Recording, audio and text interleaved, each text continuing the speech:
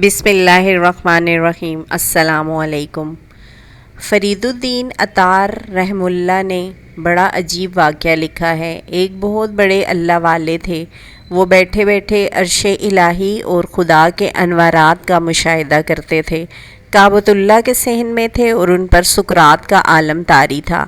اللہ رب العزت کے انوارات کو اپنی ظاہری اور باطنی آنکھوں سے دیکھ رہے تھے اور اب تب میں روح قبض ہونے والی تھی۔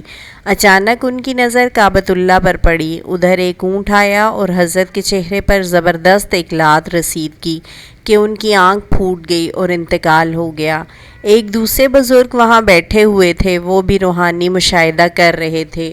انہوں نے ہاتھ اٹھا کر کہا، یا اللہ، یہ کیا ماجرا ہے؟ ایک ایسا بندہ جو تیرے انوارات کا مشاہدہ کر رہا تھا اور ابھی تیرے پاس پہنچنے والا تھا، اس کی روح قبض ہونے والی تھی کہ اتنے میں ایک اونٹ نے لات رسید کی اور اسی میں انتقال ہو گیا۔ اے اللہ، اس میں کیا رحمت ہے؟ اللہ کی طرف سے الہام ہوا۔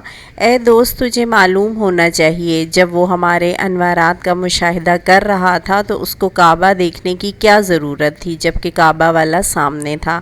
آدمی جتنا بڑا ہوتا ہے اتنا ہی اس کا مقام اونچا ہوتا ہے اور اتنی ہی باریکیاں اس کے ساتھ ہوتی ہیں۔